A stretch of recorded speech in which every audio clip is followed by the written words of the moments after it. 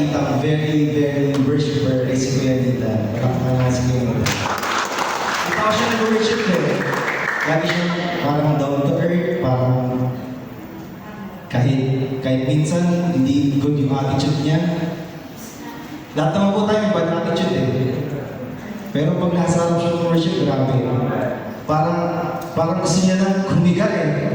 Pwede mo natin kantahin ulit yung chorus. Sa chorus na. Kasi ang topic ko po nga tonight is worship. Amen. Sige, sabay-sabay po tayo.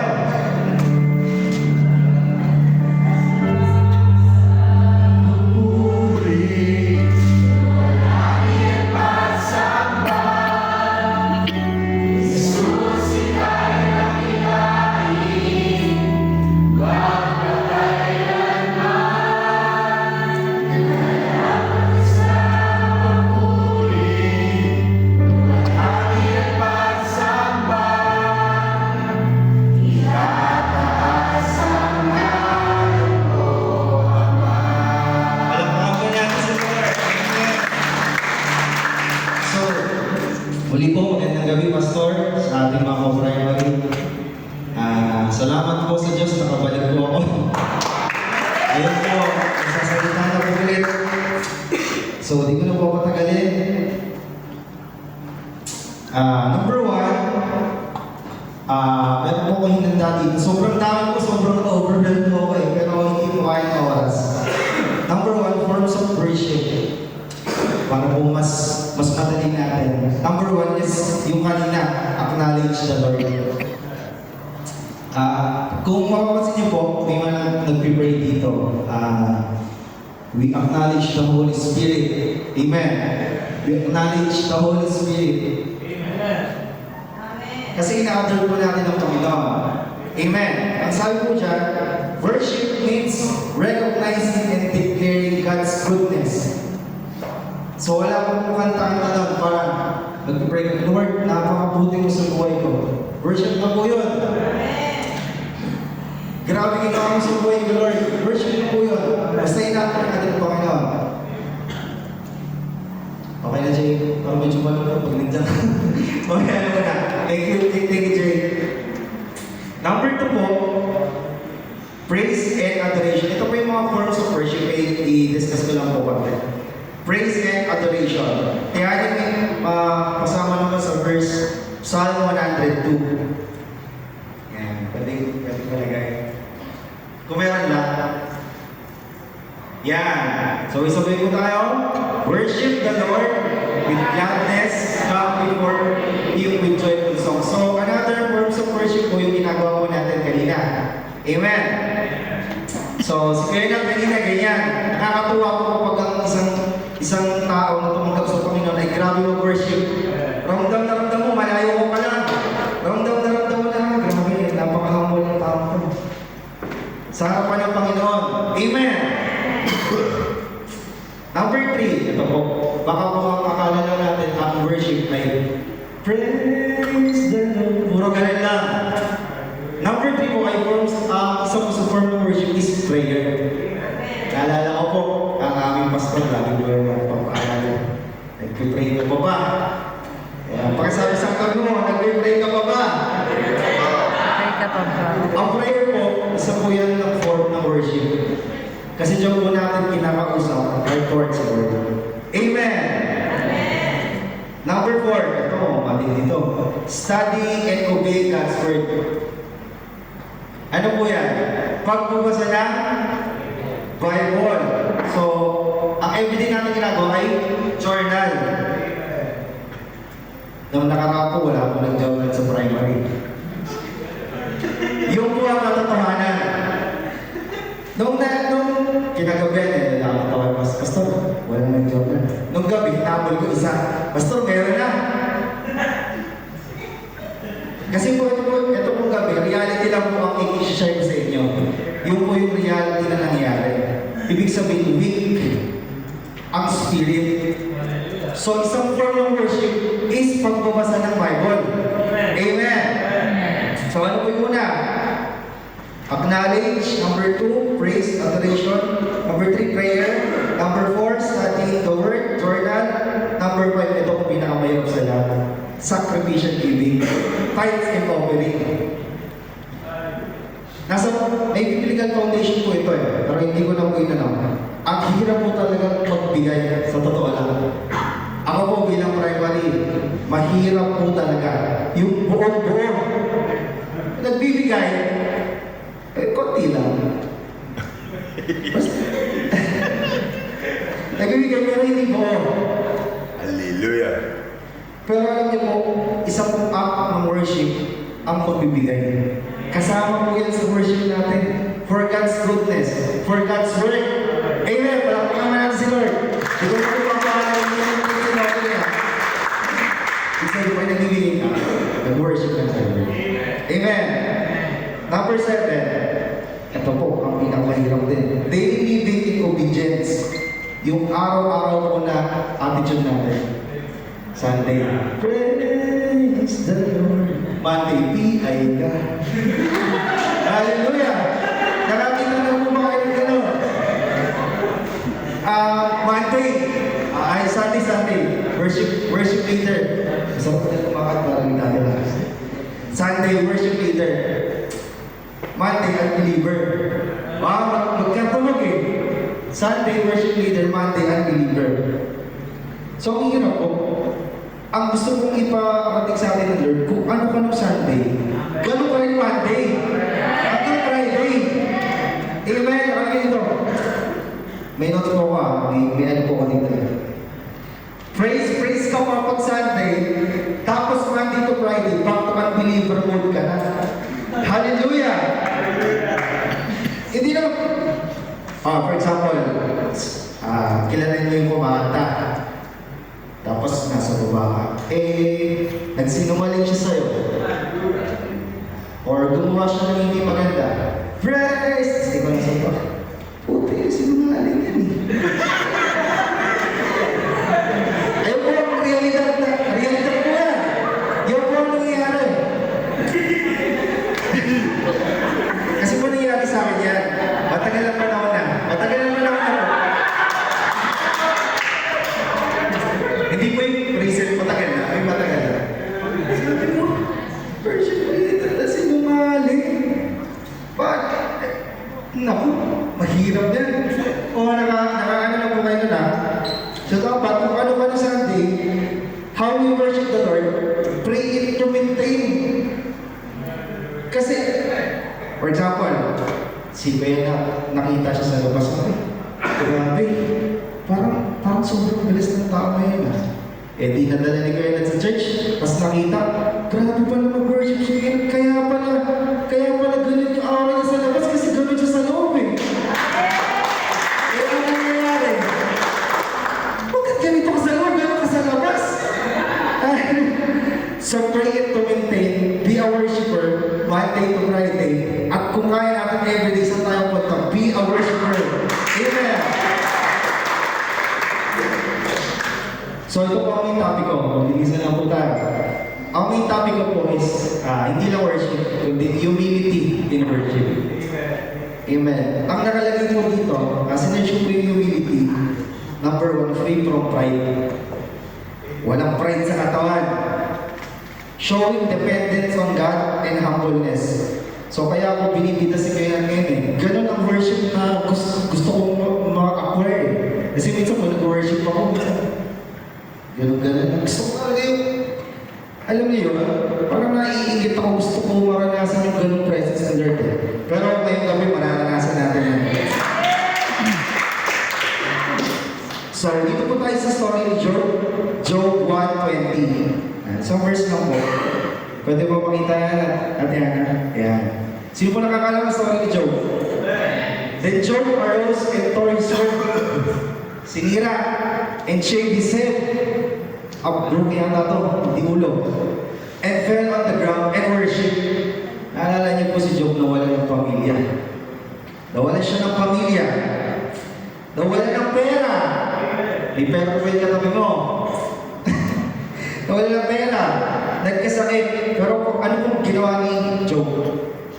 And fell on the ground and worshipped. May notes po ko dito. Ngayong gabi, gusto ko po maging gentle ngayong gabi natin. Monday, Tuesday, Wednesday, Thursday, Friday. 4 na gabi na kayo loaded. Kayo magkano, gentle lang. Amen? Yung pagpunta ko pala dito, worship na eh. Sacrifice na. Yung trabaho, dahil nandito ka ngayong gabi. Worship na yun, kayo. Amen! Yung may mga pasok, nag-sacrifice. Pero nandito kayo, worship na yun. Amen! Ako po may pasok ako eh. Pero hindi ba pwede yung ano pa. Pero nagpapasalamat ko kasi yung ka-workmate ko, Christian. Papasalamat ako sa buhay ni Ate Patty. Hindi niya hinayaan na mag-work ako today. Kaya may word ni Lord. Nakapag-review ako in Jesus' name. Salamat po. Ito po, yung financial struggle ka na. Pero nandito ko pa rin ngayong gabi. Bakit? Hallelujah! Wala, nasa na eh. Alam ko ng gabi. Pasensya na ako. Kikwento ko to. 500 na lang pero. Pag yan, wala na talaga. Said na eh. Pero alam niyo po, nandito pa rin yun. Nandito pa rin yung mga said na talaga eh. Kasi kung wala ka na ano bang scripture natin, offer yourself first. Kung wala ka sarili mo, talagang yung pala, hindi natin nabasa kanina. Hallelujah. Therefore, I urge you, brothers and sisters, in view of God, to offer your bodies as a living sacrifice. Hallelujah. So, naisip ko, grabe, umaakit pa rin kahit wala na. Kaya naman pala dapat i-offer mo natin sa sarili natin para sa susunod magkaroon tayo. Amen.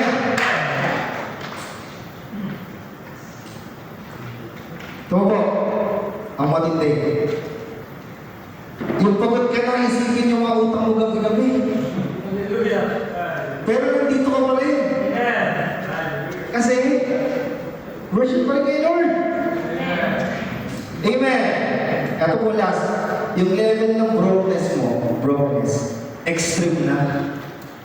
Basag na ang puso ko, pero 9 days pa yun. Ilang araw, nandito pa rin. Kapag yung katabi mo, basag na ba yan? Ito yung masakit-sakit na ng puso mo. Pero nananatili pa rin. Nasa 5 day pa rin, palakpakan naman natin yung nasa 5 day pa. Alam niyo po kung usapang heartbreaks lang, expert tayo na wala dyan. Medyo ilang beses na tayo na-revive ng Lord eh. Ang puso natin. Kung hindi niyo po alam, marami na itong benda.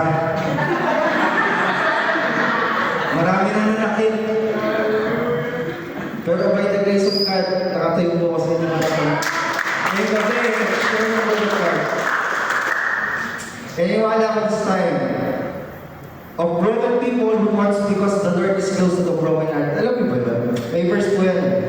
The Lord is close to the broken hearted and saves those who are crushed in spirit. So naniniwala ko ng lahat ng may puso. Basag, hindi ka nagkamali ng nilapitan. Every night dito, matalo ka dito. Ang hirap talaga. Wala kang kapayapaan. Pero may gabi pinapakalaga ng Lord. Kapag sa akin. Ako kahala sa'yo. Kahit pasag na yun, kaya restore yan. Ako ay, di ba, paano ako nakabalik eh. O, di ba? Minsan, hindi mo, kaya may kanta na, nag-iisip kasi wala talagang imposible sa Panginoon. Kaya yung puso mong may gabi na pasag, i-re-revive mo na rin. Magkakaroon tayo ng freedom. Alam niyo po, kaya pa naman. Isa sa pinakamahirap mag-worship kapag walang kapayapaan. Freedom. Hindi ka makagalaw eh. Ang hirap talaga. Sobrang may conflict ka sa kung sino man. Conflict ka kay pastor, sa mga kaibigan mo. Ang hirap talaga gumalaw. Yung maating ka na lang ng sentro. Nandito na naman pa. Oh, ang hirap pumansin eh. Pinalaya ka lang ng Panginoon pero may conflict pa rin eh. Every Sunday makikita ko kaya nag-worship siya. Tama na rin. Mas malupit ang mag-work. Alam niyo po yun? Pero po ngayong gabi, kung saan, ano man ang bumabalot sa'yo, everything that hinders your joy and happiness, alis mo Lord yan. Amen. By the power of worship. Amen! So malapit na po ako. Pakilitan naman yung tabi. Alam mo ba kung ba't ka nagpapatuloy? It is because you worship the Lord by the heart. Alam ko yung primary. Ito ang primary. Hindi niyo po alam sa totoo lang. Ang hirap po maging primary pero masarap. Sobrang hirap lalo na magpastor at magpastor. Mahirap. Ang hirap po talaga eh. Pero gabi-gabi, sinisika po ng bawat isa. Lahat po tayo umatin. Kasi gusto natin yun po talaga ginagawa natin dito. Worship the Lord. Wala na iba. By giving Him praise. Ano ba? Singing praise. Ako na inulit ko na. Pagbibigay, pagkanta, pag-adore, pag-pray, lahat po yung worship. Magkakakonekta po. Nakita ko po sa buhay ni Job. Amidst of struggle, God is working. Nangyari po sa buhay ko yun. Isang taon at kalahati po ko nasa kwarto. Ang kaharap ko lang 4 na sulok ng kwarto ko. Gusto ko na i-Facebook yung nanakit sa akin eh. Pero amidst of my struggle, nakusap pa rin pala si Lord. Late ko lang na-realize eh. In silence, God is working pa rin. Kalma ka lang. Di mo alam, nasa likod pa rin si Lord eh. Ang laki. Cover na cover ka pa rin. And naramdaman ko yung sabihin niya, kaya mag-rage, magalit, kung ano-ano sabihin. Kasi mahal pa rin tayo ng Panginoon. Amen! Ikaw nakaranas ka, galit ka, gusto mo na siyang marites mo. Kalma na. Abigay ka na. Alam niyo po, buhay ni Job na-restore natin. Amen? Na-restore yung pamilya niya. Sobra pa. Wealth, kayamanan. Amen? Sabi po dito. Number 2, proper worship. So kanina forms, ito na po yung last ko. Proper worship. Alam niyo po, kaya hindi tayo makapag-worship na maayos, hindi proper. Hindi natin ina-admit na mali tayo eh. Ako madalas, paggagawa ko ng kasalanan, aminin ko na sa inyo, paggagawa ko ng kasalanan, magpipray ako pero hindi proper eh. Kasi alam ko gagawa naman ng mga kasalanan. Alam niyo po, nagpipray kayo pero kung mamaya gagawa na naman ng kasalanan. Bukas din na naman ako magbibigay. Kukupitan ko na naman si Lord.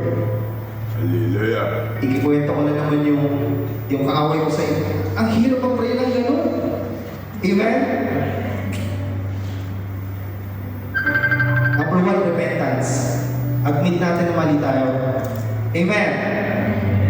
Admit natin yung pagkukulang natin sa Lord. Kasi po ako, before, ang ugali ko talagang bagdagulan din eh. Pero nung napahimik ako, na-realize ko na dapat dahan-dahan lang. Dapat iniintindi natin lahat ng sitwasyon. Dati galit ako kay pastor eh. Sa totoo lang, bakit? Hindi ko na pagkwento sa iyo, bakit gano'n?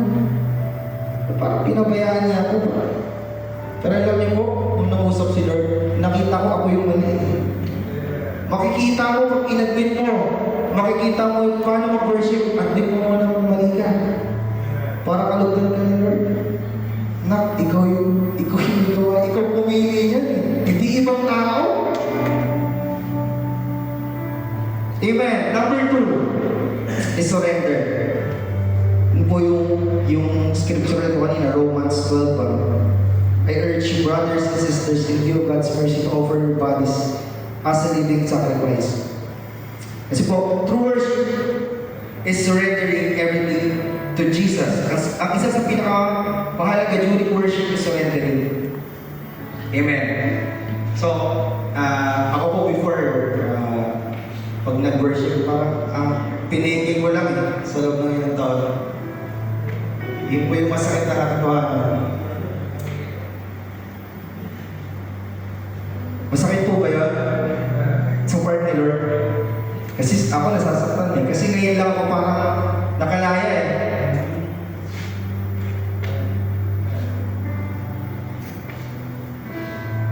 Amen. Kaya po, I encourage everyone na magkaroon tayo talaga, i-admit natin na mali tayo para mag-worship tayo. Admit your sins to the Lord, surrender everything, and maintain. Kapag okay na, pinagaling ka na ni Lord, papabuhin na ni Lord yung buhay mo. Nagagawin ka na niya. Magkakaroon tayo ng Jesus. Power of the Holy Spirit, magkakaroon ka na.